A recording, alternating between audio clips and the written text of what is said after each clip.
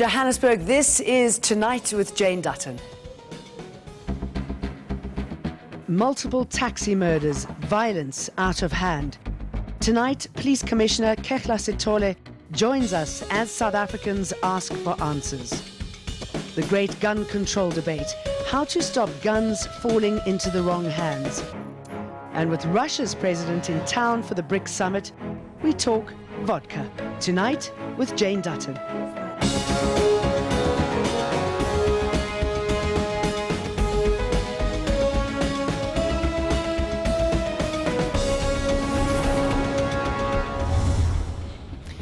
Tonight, a deadline looming to bring down the country's high level of crime. Can Police Commissioner Kehla Sitole make good on his promise?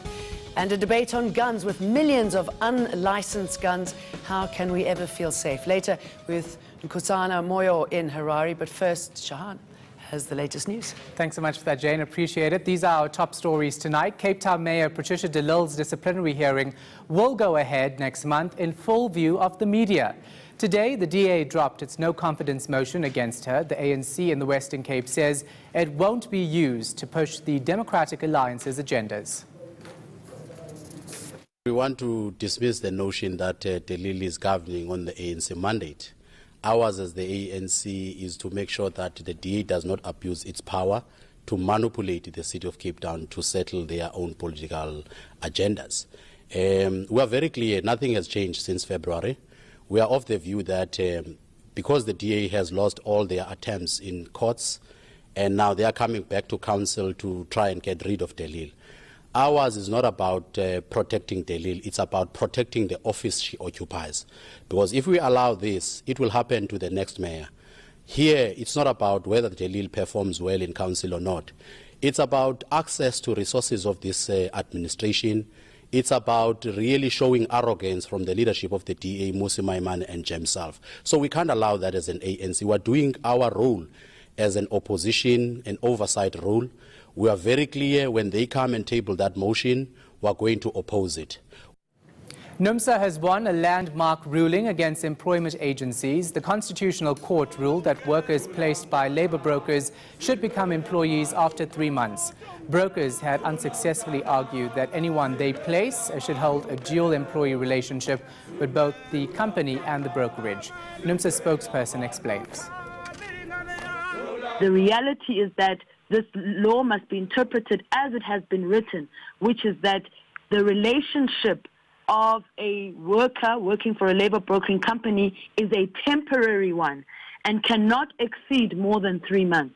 And we are grateful that the Constitutional Court has confirmed this. This effectively means that any worker who falls under a labor brokering company, who in terms of this act earns 205,000 rands per annum, if that worker has been at the main employer for 3 months and more, that worker is now the permanent employee of the main company and eligible for the same rights and benefits as other employees. And President Cyril Ramaphosa is calling on BRICS countries to embrace the fourth industrial revolution. He was speaking during the second day of the 10th BRICS summit. Russian President Vladimir Putin was the last head of state to arrive in South Africa today. Ramaphosa believes the revolution will provide opportunities for emerging economies. We must ensure that mastery of the fourth industrial revolution does not become the exclusive preserve of just a handful of countries. We must promote inclusivity, diversity, and cooperation. Excellencies, the technologies of the fourth industrial revolution provide developing and emerging economies with the opportunity to leapfrog the technologies of the preceding revolutions.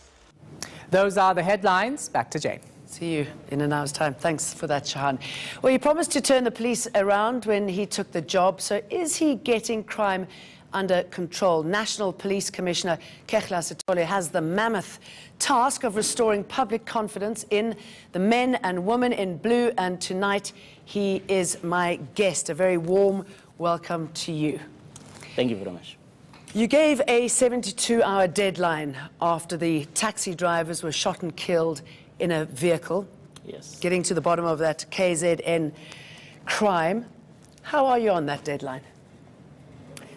Okay, yeah, thanks very much.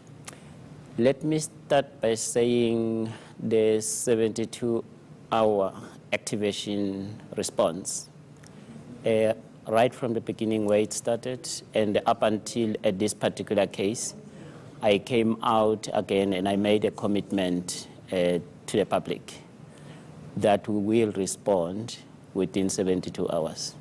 And indeed, we responded. And we fulfilled the commitment that we have made. The only thing I wouldn't be able to do in the interest of the families, because I need to protect them and ensure their safety, and also in the interest of the case, I will not be able to disclose all information at this stage. No, I totally understand that, but can you give us a sense of how far you've got to cracking what happened, to understanding what happened? Do you have those responsible in jail?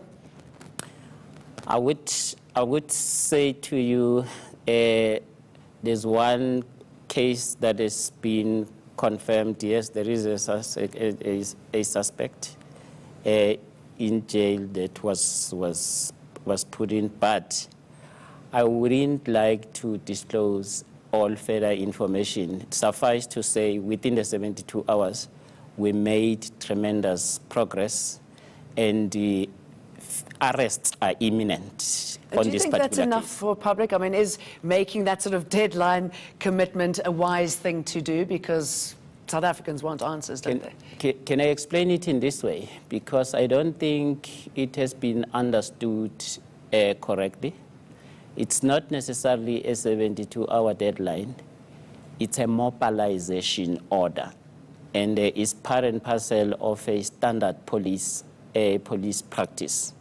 Each time there's a serious crime taking place, we do what we call maximum mobilization. And within the 72 hours, we work day and night just to make sure that we resolve or we intercept the criminals before they can go too far. And one of our objectives in the turnaround vision is cost-effective policing. If we wrap up the case not far away from the crime scene, we spend less in the investigation. Yeah, tell us more about this turnaround vision, which I believe is yours. I mean, the taxi problem is a problem that's been going on for years and years and years, and you just wonder how many people have to die before we put a stop to this. So the vision, how does that play into putting a stop to this taxi crime? Okay, I think in the turnaround vision, the first thing we have there is a stabilization and normalization. That is of crime. During the stabilization, we follow what we call high-density integrated operational policing approach. And this high-density policing approach, where we are actually targeting taxi-related crimes, we've got cordon and searches, where we close down the taxi rank, and then we do our search, and then we get the criminals that we want, the wanteds, we take the guns, and we arrest those who are responsible, that is for crime. But further to that, we also follow the multidisciplinary approach. We get all the other stakeholders like transport, municipalities, metros, and we make sure that if the taxi industry doesn't want to do safe business, then we get through with the other stakeholders to a shutdown. Let me ask you something. When you are doing this, I mean, we know that police are implicated in the taxi violence. I mean, how do you know that the man, woman you are working with is not involved and not passing on information? How do you weed that out? I think, firstly, I have actually intensified vetting within the South African Police Service. All the members are subjected, that is, to vetting, and we're building that capacity. Furthermore, we've got lifestyle audits. When we realize that certain of our members are suspicious, we conduct lifestyle audits, and then we take the necessary steps. Then again, We also... And it's not a sort of ANC role model where you know that somebody might be involved in things and, you know, years later they are still in a position. You actually take action as and when it happens, as soon as you know that something's going wrong? Immediately. And remember, we also have the disciplinary code. And in the disciplinary code, if we realize that someone has transgressed, we even follow the expeditious process where we can get rid of those who are contaminated. Can I just put something to you? Today at that memorial service for the 12 taxi drivers killed over the weekend, there were some strong words from quite a few people, and there is real concern that the police are not doing enough. Just listen to this speaker at the service today. Why are we being reactionaries? We do things after the effect.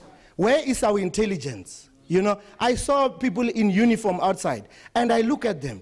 I said, these are people that need to guard us. These are people that need to make sure that we sleep without fear. These are people that, you know, make us to be safe at all the time.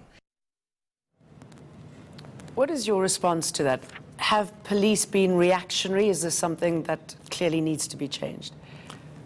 Yeah, let me first say, I think our intelligence is actually shaped up quite a lot. And that needed to happen, right?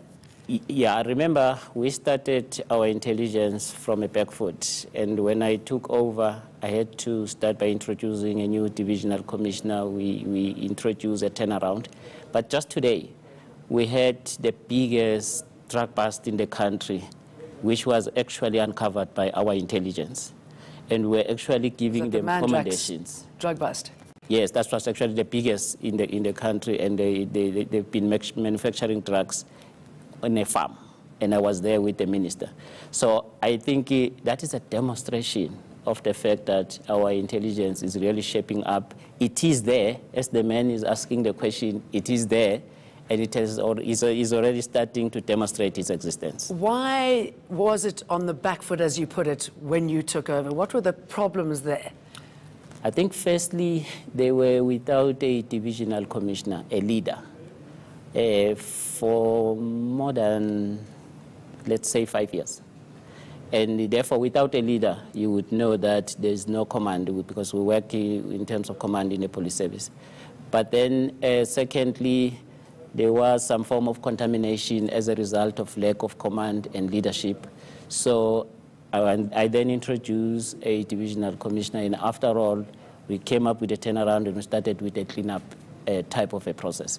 So they are now shaping up. And the police, obviously those not involved in the taxi violence, I should imagine it must be a pretty frightening investigation to go through, knowing what's at stake here, the sort of threats and dangers that you would face exploring the taxi industry. Yes, but I wouldn't say it would be frightening for the police, because number one, we're a security component, and two, we also conduct what we call threat assessments around certain investigations. Where there's a need, I also deploy protection for those particular investigators.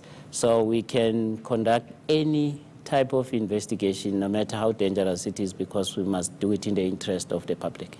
All right, now we are talking to the Police Commissioner Kehla Sitole, and when we return, we'll take your comments and calls.